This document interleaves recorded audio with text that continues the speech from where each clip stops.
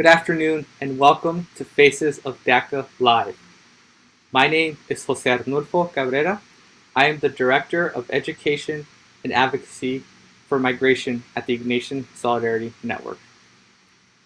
For over 15 years, the Ignatian Solidarity Network has been uniting the Jesuit network and larger Catholic Church to build a more just world through faith-based social justice, formation, education, and advocacy. In September of 2017, the Trump administration decided to rescind the DACA program, to rescind Deferred Action for Childhood Arrivals DACA program, which protected undocumented youth and young adults from deportation. By doing so, it put DACA recipients in danger of numerous lawsuits. These successful lawsuits allowed DACA recipients to continue renewing their DACA, but denied applications from new eligible individuals.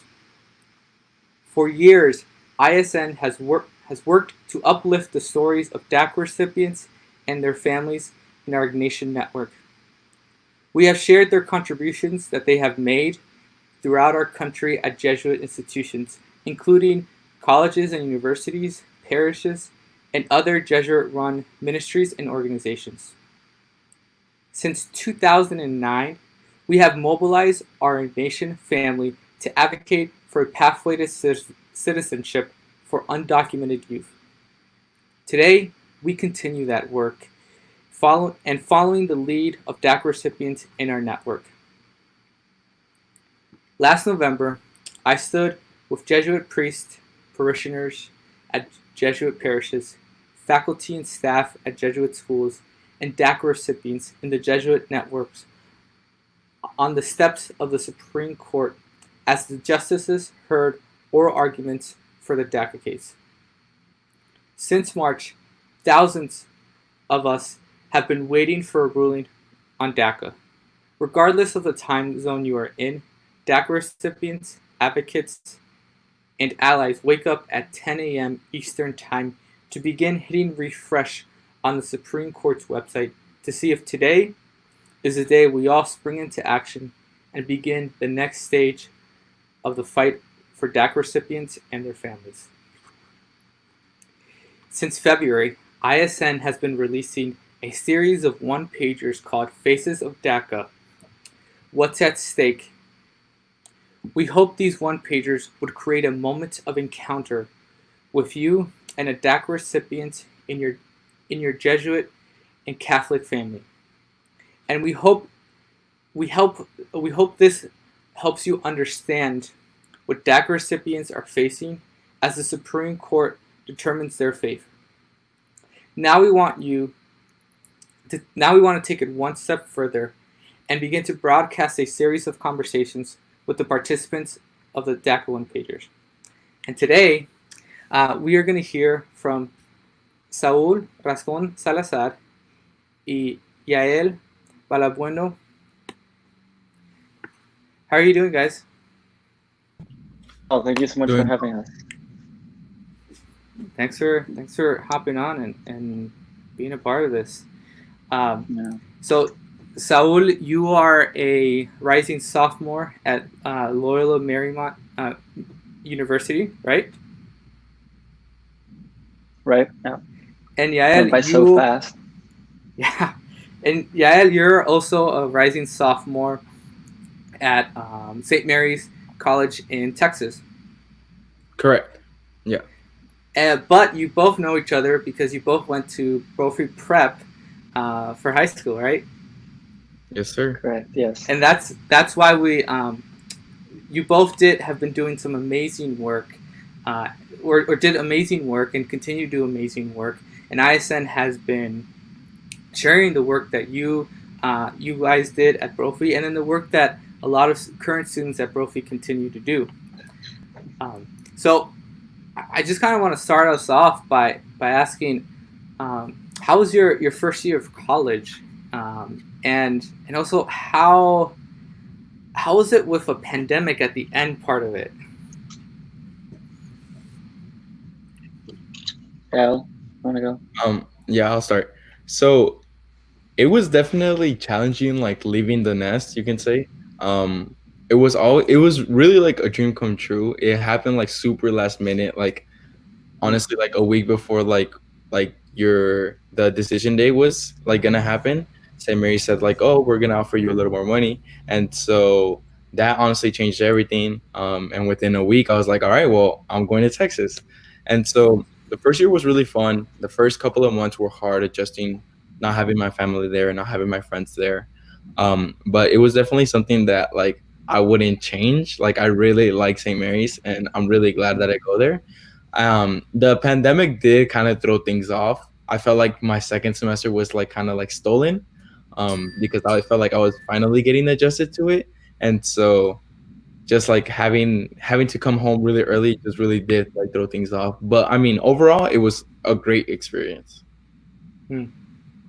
Yeah, pretty much same thing as Yael. I was really excited to stay in the Jesuit network, coming from Brophy. First semester was also hard, like getting adjusted without the friends and being away from my family. But right when I was getting adjusted, second semester, everything happened, and now we're kind of dealing with it. And the end was a little weird and fuzzy, but like I said, we're just trying to adjust. How so my understanding is you both are also the oldest in your family, right? Yeah. Yes, I'm the oldest. So How and I'm the oldest in my family too. How was it for your parents for when you both like left? And it wasn't, you guys left. It's a long drive, from my understanding, from Phoenix to all the way. I forget what part of Texas. And Texas itself, it's a big state, right? And then even from Phoenix to LA, that like how was that for your family and that just transitioning of you guys being so far away? For me, for my parents, I feel like it was definitely weird and nostalgic or sad or whatnot. But I think because I have two younger brothers, one's at Brophy, and that was a little bit easier for them to sort of detach from me. But obviously, especially my mom, it was incredibly difficult to let go of her oldest. But I'm back now, so. Yeah. I think it's the same that happened to me. My brothers aren't as old; they're 9 and 7, I believe, so they're like babies. But it definitely did hit like my parents like, wow, like he's actually leaving. Like like we didn't really talk about it until we got to the airport. And then after that, everyone just started crying. Everyone just started weeping. We were just like, I was just telling them, I was like, hey, like I'm gonna come back. Like this is not like I'm leaving forever. Like I'll be back. But it was definitely challenging. But I think they're proud. I think in the end they're like proud of. I think I can say the same thing about Saúl's parents. Like they're definitely proud of him and all of his accomplishments. And so yeah. I think it's like even or like more important for our parents because we've come so much further than we actually know. I was born in 2001, but like I think finally going to college in that moment when you're sending your kid to college, you start to realize all the things that happened before 2001 when I was born, and like how far we've actually made it. So I think it was extra special for them. I can imagine what it was like. Yeah. How And it's were you? Yeah. Sorry. Go ahead. No, It's go ahead. It's their first one, like at least for my parents, like they didn't go to college or anything like that. So like just having like that first person in like the family to like finally get to that step and just like pave that path for like my brothers and like my the rest of my family is just it really had a toll on me. Like it really was like whoa, like this is actually happening. Like I'm actually like doing what my parents came here for. And so it was like really nice to like just have that. And then high school, I know Yael can attest to this. For a second there, at least for me, for a second there, I thought I wasn't going to go to college because of the Arizona legislation and like everything that was going on. That's when we were starting to get involved with the Dream On campaign. So having that feeling of like, oh, I might not go to college or I might not go to college to the potential that I feel like I have because of these laws that are put in place. Having that feeling and that hitting that rock bottom in high school and then being like at the airport, or for me, in my case, we drove, like then having that moment was extra special and impactful. So when you two were younger,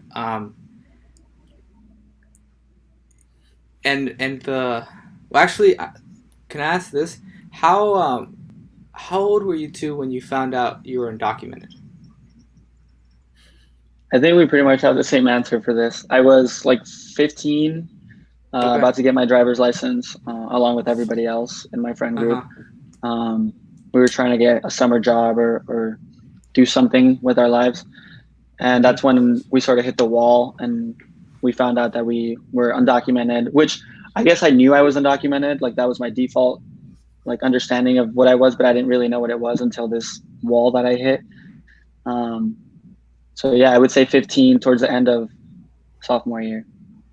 Yeah, I definitely agree with Saul. It was like, all right, like I'm 15, like I'm gonna go get a job, like I'm gonna start working, making my own money, and then after that, you find out like you can't do any of those things, and like you see your friends starting to drive, starting to get their cars, and then you're just like, whoa, well, like I gotta stick to the bus for a couple more years. So, like it was definitely like it was hard during that time, and it was also like around the time where like President Trump got elected. So it definitely did. I personally think that sophomore year was the hardest for me because it just felt like I was a pariah. It just felt like I wasn't, especially like going to Brophy, and being surrounded with like so much money and so much affluence. Like it just really was like different from like what my friends that went to public schools experience and like talking to them, and just like it was definitely different. But like regardless of that, I wouldn't have changed anything. When I was, for me, when I knew I was undocumented a big chunk of my life, and again, it didn't really understand. I didn't understand what it meant until I was 16. But the majority of my life, prior to I think when I was a freshman in high school, I didn't think I would ever be able to go to college. And I was living in Ohio. We didn't have, SB 70. They tried to pass it, but it didn't. It didn't. Thankfully. Did you both feel like you would never be able to go to college, being undocumented and living in Phoenix? Yeah. And I think me personally, something that really played into that, and like no like trying to throw like shade at Brophy because I love Brophy with like all my heart, but there was certain like individuals within like the college process which I totally understand like where they were coming from, and they like wanted to make sure we had a backup plan, but it was just so hard to hear the words of like, hey Yael, realistically like you may not go to college, so like you just like think of other things, whether that be community college, whether that be taking a gap year, working. And that just really like kind of like not like messed me up, but it did hurt because I felt like all the things I had worked for and all my efforts and like staying up at 12 to finish homework while waking up in the morning to go do sports, and then after that like having clubs after school and like helping out parents and this and that, it just really felt like that was all kind of gonna go to waste per se, because like I wasn't gonna be able to do something that like I had dreamed about since like middle school. And so it was I definitely had those moments at night where I like cried and I was like, I don't know what I'm gonna do. Like I don't know what I'm gonna do. And I think on top of that, Yael and I were involved in student council and clubs, and we had other things outside of the political stuff going on. So having to handle all of that, having to worry about like, planning a dance or working with other little clubs on campus, or applying for college, applying for scholarships on top of applying for college, and then going down to the Capitol every week. It got to the point where we would go down every week just to like speak to legislators. I think it was definitely like, yes, it was so stressful and frustrating and sad at the same time, and like felt like a waste of resources, and made me wonder where the college prep in Brophy College Prep was going to come from. and yeah, but definitely overcame it. It was also like really interesting. I think for me, like applying to like the scholarship process of like kind of seeing it through the lens of like a DACA recipient, because I remember I went to this summer program called Hispanic Scholarship Fund or something along those lines. Foundation. Yeah, that. I got accepted and I went to it, and then we had a whole day entire like 50 slide presentation about just a bunch of different scholarships to apply. And I remember I sat there and I was just like, wow, out of those 50 like slides, I could only apply to two. And out of those two, they were the hardest ones to get into. It was Questbridge and Golden Door, I believe. And so I was just like, well, like there goes that. Like it's nice to know that there's not a lot of options for me. So that also like had a really big impact of like, man, like college may not be an option for me. Wow. How did it feel when you got the acceptance letter? Whether it's for the college that you went to or other colleges. 'Cause just knowing you two, I'm sure that it wasn't just one college who wanted you to attend. I'm sure it was more. But how was that feeling of getting accepted? So you could go if you want. It was, I mean, it sounds super cliche, but when I first applied to all my schools, I ended up applying to dozens of schools, and I got accepted into College of the Holy Cross, and which is in the Jesuit. I'm extremely thankful for the Jesuit network. And I visited, and that was the school that I was going to go to. And I had always wanted to stay in the West Coast, but I was extremely thankful that I was going to be able to finally like travel outside of state and go to stay in the Jesuit network. Once I came back from visiting Holy Cross, the day that I came back on a Sunday, that Monday when I went to school, did my thing, I got home and I saw a letter because I had been accepted to Loyola Marymount University back in February, and this was in April.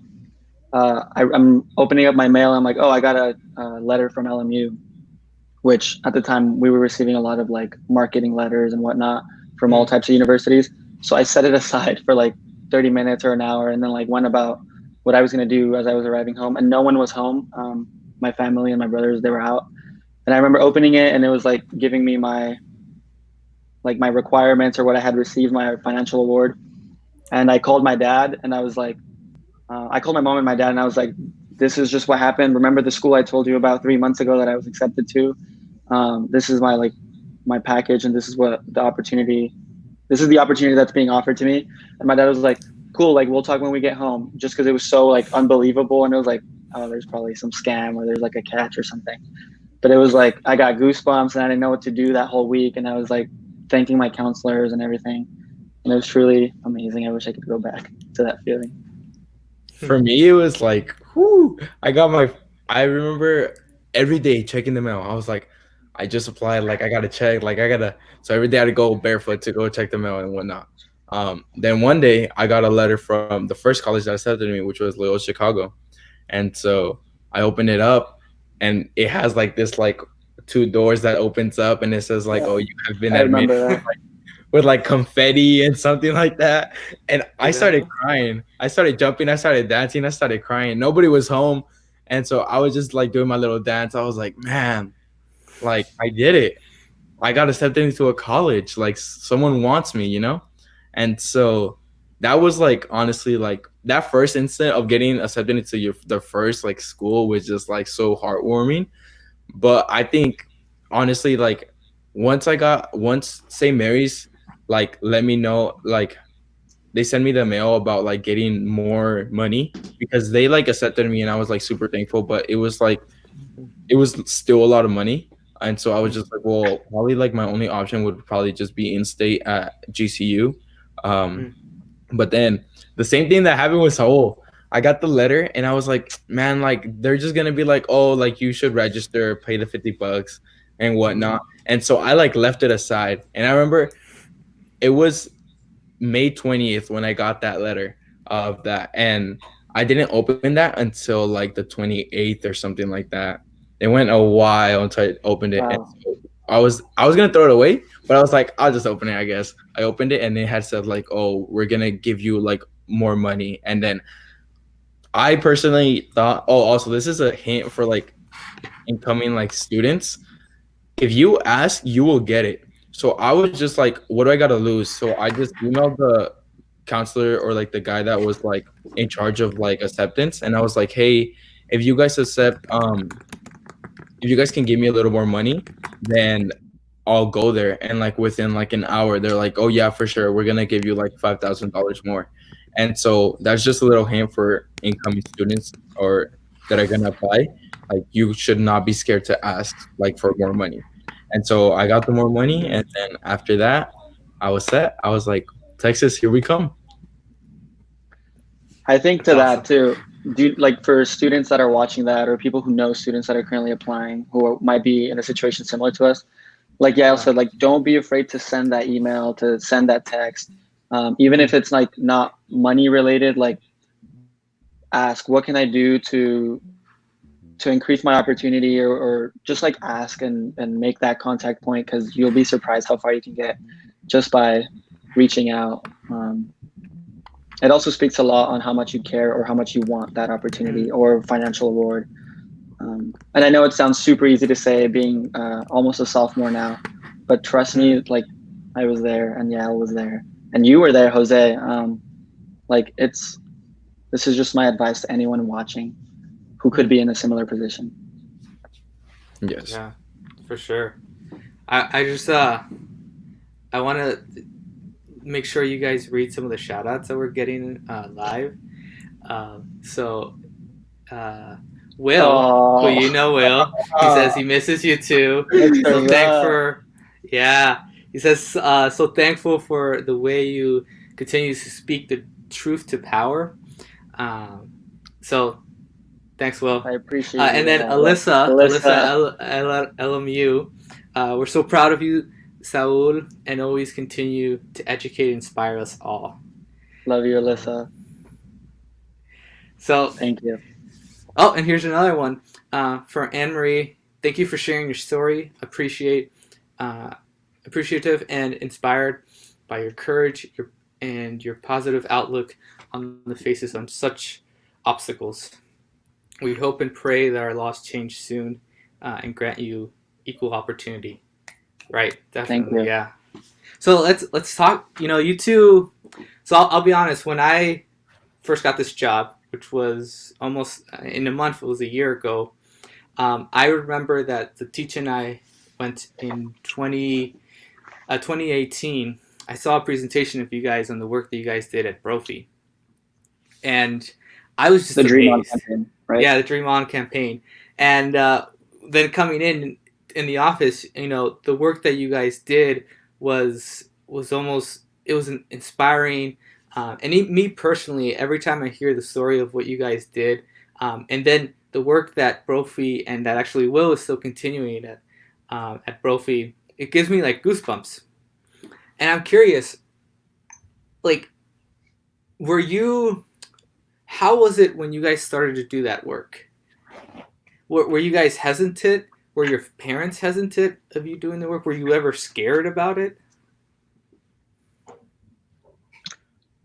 It was slow work for sure. Slow and tedious and frustrating. And is this going to work? Are people going to show up? Like, do people actually even care? And then I think one of the biggest turning points in like when the exponential growth started on the whole campaign was when we decided to like be in clear communication with the Brophy administration and join forces with Aliento Arizona, which without Aliento and Reina Montoya and Jose Patiño, like we would not be where we were with the Dream On campaign and with all the influence that we had, not just at Brophy and Xavier College Prep, our sister school, but like quite literally in all of Arizona and the Arizona State Capitol. And even in California, we went and toured some Jesuit schools there with Will Rutt, who just commented, and all the way in DC when we went there a couple times to speak on what was going on at a local level and the national level. And I think it goes to show the type of work we were doing in high school while we were, like I said, dealing with dances and like homecoming and prom and our clubs and student council, dealing with that roller coaster of emotions and finding out our status and what we could do and not do, what scholarships we could apply to. goes to show where we are right now, with we're talking about the happy moments of when I got my letter from LMU and when Yael got accepted to college and the happy tears. And here we are again in the middle of a pandemic, not knowing what the heck is going to happen in the next 7 days with our status. So it's just been like a constant up and down roller coaster of emotions. And that's just goes to show how this work is. Yeah. And I think you kind of touched about that, Jose. It was scary. It was definitely scary for I think both of us to kind of publicly say hey, we're undocumented, because it kind of raised the white or a flag to anyone, because if you think about it, since we're saying we're on DACA, that means that our parents are undocumented. And so that's it was kind of hesitant for my parents, because they were well, they're gonna know that we're we don't have papers and whatnot. And I was yes, I understand that, but I think if no one's gonna step up, then this is just gonna keep reoccurring. There's no changes gonna happen. So I felt I didn't feel it was my duty, but I felt I should kind of contribute to it, at least if it was just telling my story, because I knew that there was kids at our school that didn't want to publicly say hey, I'm on DACA, but once that happened, everything totally changed. I remember there was kids that came into that first talk, and they had intentions of trying to pick a fight and whatnot, and they came out and they talked to me personally. They were hey, I'm sorry, not I'm sorry, but I understand where you're coming from, and I hope the best goes, that best happens to you, because they realized that we were just normal kids, just how I was saying that we were planning dances and going to clubs and whatnot. We were just regular kids who sat with you in the same class, took the same PE class, did everything the same, and it was just something that we didn't have control over, and something that we just came here as when we were little kids. So it wasn't we could say hey mom, I'm gonna stay, we couldn't do that.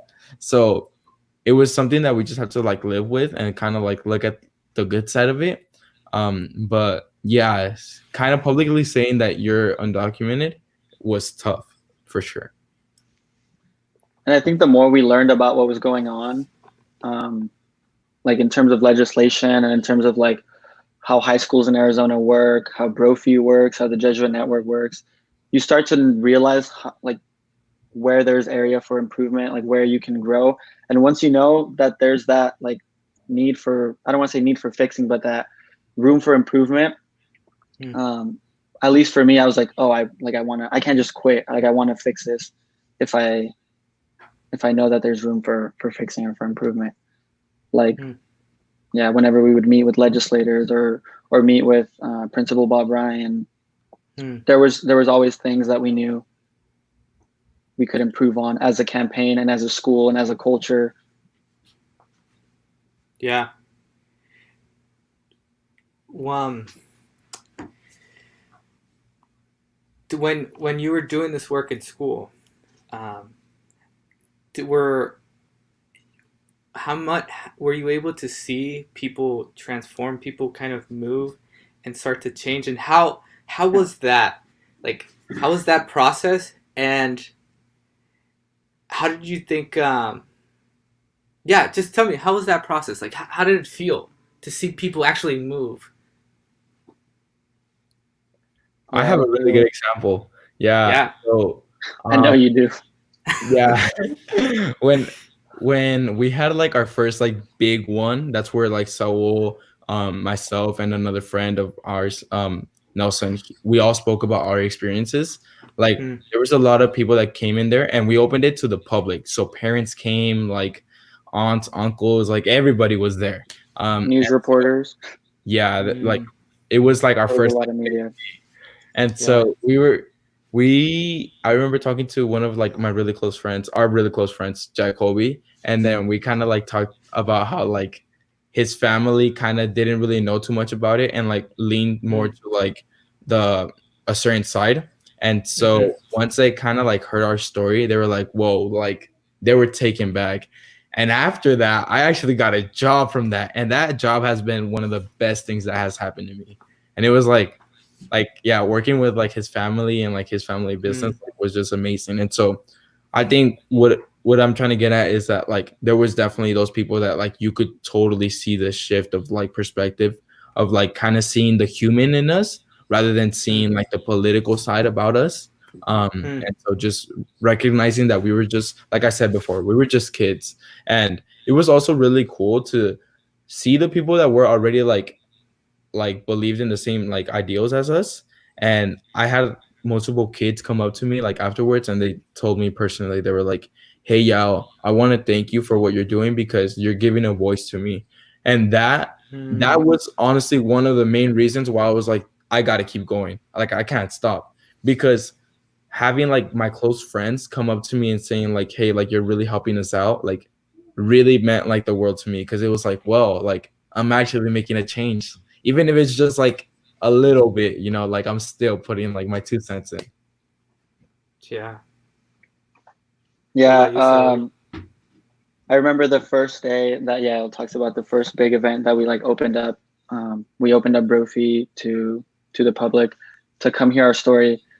That was the first time I had ever really done anything like that. And I remember after my speech, in my speech, there was a little blurb. It was like less than 2 seconds towards the beginning about Elon Musk. Cause I've at the time I was always really talking about Elon Musk and Tesla and SpaceX and everything that was going on. After that speech, once I talked about my family struggles and like what I go through as a student and what I've been going through, a dad, I'm not going to say who, but came up to me with his car keys and he was like, this is my Tesla. Whenever you need it, whenever you want to ride it, like for whatever reason, like you can do it. Like you're so inspirational. I didn't know you had it like that. I had always thought it was like different because of how the media portrays it or how society portrays it, depending on what outlets you go to research stories on DACA recipients or the undocumented community. And then a lot of people didn't know that undocumented and DACA recipient are two total different worlds. Like you can't be undocumented if you have DACA status. And that's something that parents and students didn't really understand.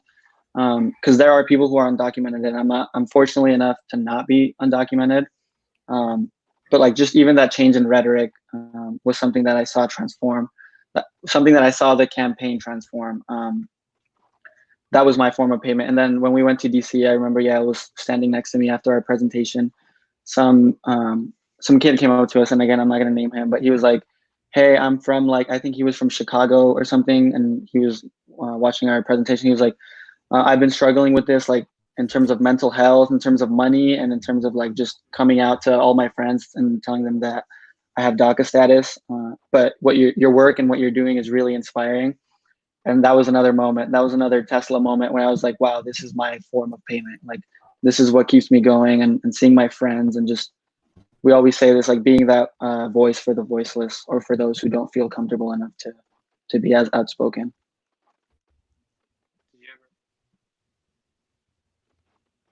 You were cutting out. Me? No, Jose. Oh. I think you're muted, Jose.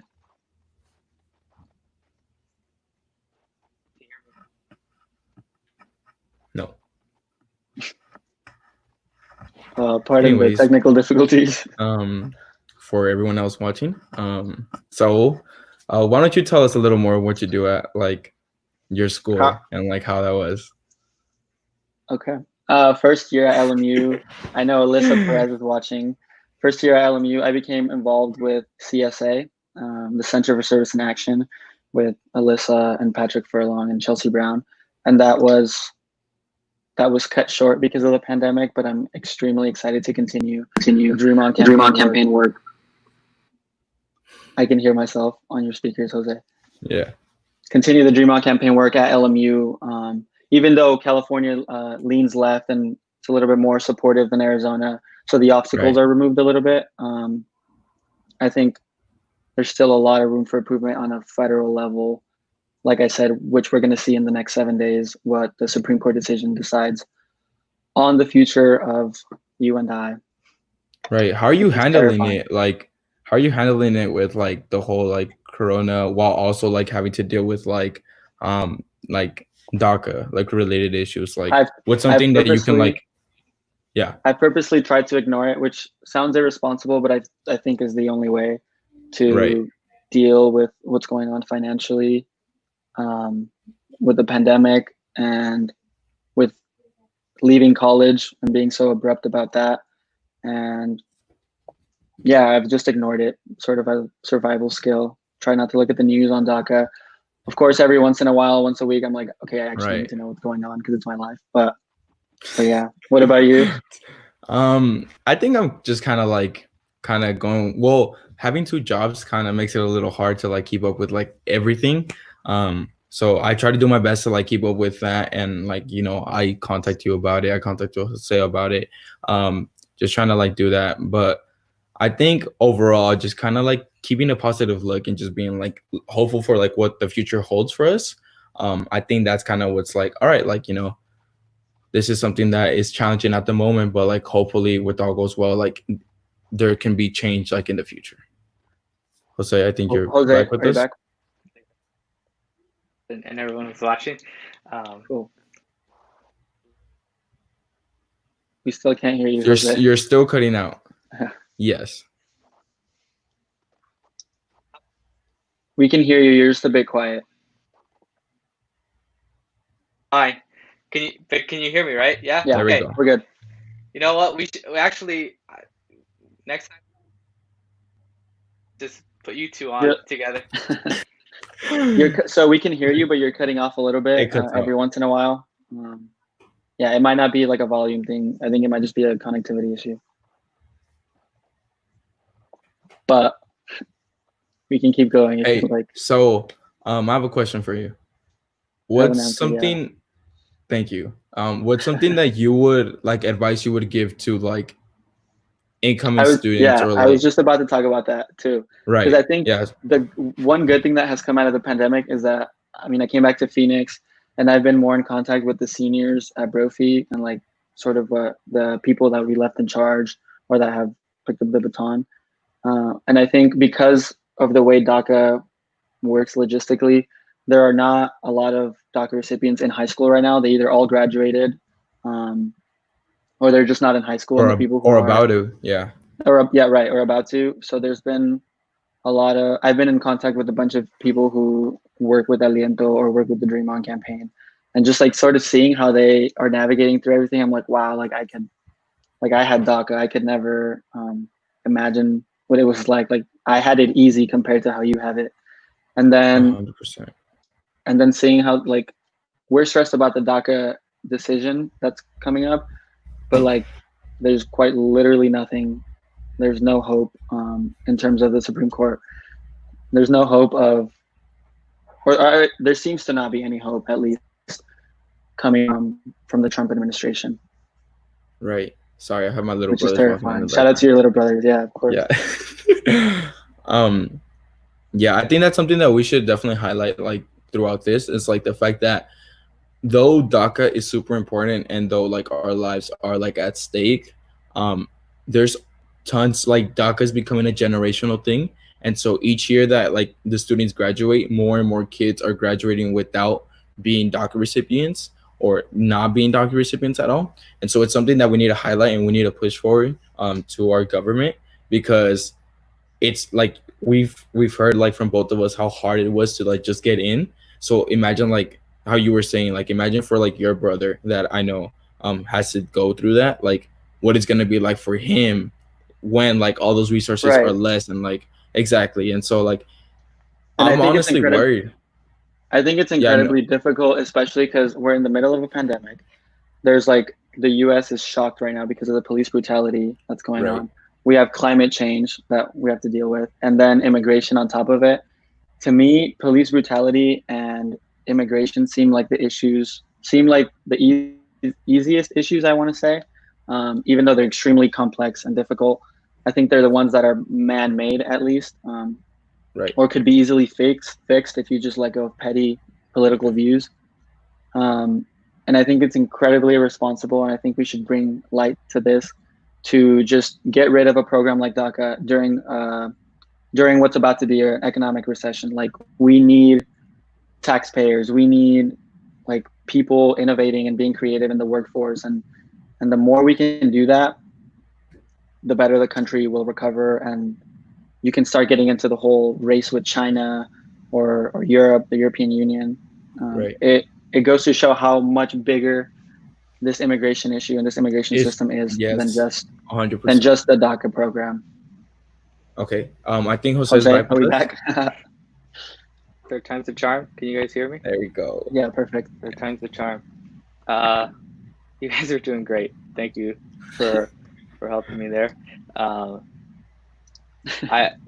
be honest, I was too worried to try to catch off to listen to what you guys were talking about. But we were just talking about the immigration system and how it's far bigger than just DACA, even though that's what Yael and I are facing right now, and how during a pandemic would be super irresponsible to get rid of that. Yeah. So,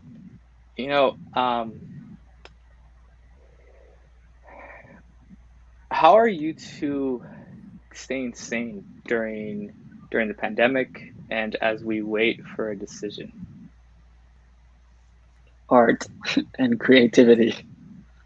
What do you mean by art and creativity? I'm curious by that. I don't know. Yael and I have just been. I know Yael has a video for his school that he has to do, and I helped him out with it. And I've been making just random videos on Instagram, just like creating art, taking pictures, watching YouTube, just sort of doing 19-year-old things to, like I said earlier, irresponsibly check out of the whole DACA situation and not try to let it revolve my mental space. What about you, Yael? Yeah, I think same with like Saúl. It has been really like kind of hard, not being able to hang out with like my friends, especially like Saúl and whatnot. And so like kind of just like FaceTiming them every now and then, or like going to like go grab coffee or something like that. Honestly, work has been really good like for me, just because I'm like I need to keep going. I just need to do something. So work has really helped me out. But yeah, I'm like trying to learn a new craft, read new books, listen to new music. If you guys, anyone watching has recommendations for music, please send it our way. We love listening to I've been listening to a lot of new music, different genres. But yeah, just like so like normal things. Trying to steer away from the political stuff. Yeah. Because I mean, at the end of the day, like, keep going. No, go ahead. Okay. Because like at the end of the day, like, we're just 19-year-olds trying to figure out life. Yeah. So like though we have to deal with some things that like other people don't have to deal with, we still like just like being kids. Like I love having Nerf wars with my brothers and like just like playing the Switch and like just having fun like that. I know Yael and I were talking about starting like a little book club between our friends, just like all collectively reading a book, just because we can. We were talking about The Tipping Point by Malcolm Gladwell, so that's going to be something we're going to start this week. That's awesome. Yeah. So in the midst of all this, also, do you both feel like you're able to still kind of dream? Like the dreams that you have in life and as a human being. Like, are you still able to do that? And do you think, yeah.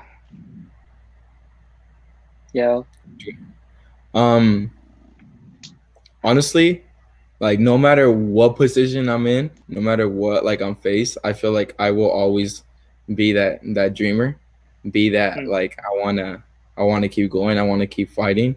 I think that's just something that I personally like have always felt. And I honestly feel like it's gonna sound a little cliche or a little like planned, but I see kids like Saúl, or I see kids like my friend, or like my peers, like my friend Jack Colby, like Nick Kirk, like kids that we did the Dream On campaign with, and I see all the things that they're doing, and I'm just like, like I can do that too. Like they give me inspiration, like especially Saúl. Like sorry, I don't know what way like he's at like for the viewers, but like You're right here for me. all right, yeah, you're over here. Yeah. Anyways, just just hanging out with him like really gives me hope because I'm like we talk about it all the time. Like, wow, like someday we're gonna have it. Like we're gonna make it. Like it's just bound to be like we're like I just have a good feeling that like no matter what happens in life, like I will be happy with like what I've done, not because of like the money I've made or anything like that, just because I try to live my life with like as little regrets as I can and just kind of enjoy it day by day, whether that be just like going to get in and out with Saul or like hanging out with my brothers. So yes, like I personally believe that no matter what position or predicament I'm in, I still got to dream because at the end of the day, like if you're not gonna dream, then like no one will, about like no one will like support your dreams. So it all starts with you. I love it. That question is just like special because once I started college, I decided to become a French minor, and there was like half of the people I knew were like, why are you doing that? Like, Spanish is my first language, and the other half is like, what are you gonna do with that if you can't leave the country? Um, and I think because of that, I'm like being like me having that minor just goes to show how much like what my plans are, and I plan on doing something outside of the country or be intertwining other countries. I don't know. It just goes to show that I have that dream and I'm willing to put the 4 years of my education into it. It's beautiful, guys. Seriously, that's beautiful. Thank you. Thank you so much for being on and also taking the lead when I was having technical difficulties. It's okay. Us, everyone at the Ignatian Network, ISN, and just Ignatian family, we're so proud to have you guys a part of it, and we're also very lucky to have you guys as leaders in this network. Thank you. So thank you so much. If you haven't already, please visit our Faces of DACA site at ignatiansolidarity.net, where you'll be able to read about other DACA recipients in the Ignatian Network, as well as unite in prayer and find other resources for DACA recipients. Following the DACA case is hard and stressful, as you've heard today, but ISN has your back. Just text DACA, DACAEN for English, or DACASES for Spanish to 202-800-1541, and you'll be able to get alerts on the DACA case and when the next possible decision is. Also, you can join the Ignatian Solidarity Network in calling on Congress to enact protection for DACA recipients, including a pathway to citizenship, by texting ACTION to 202-800-1514. Have a great day, and thank you everyone for joining us.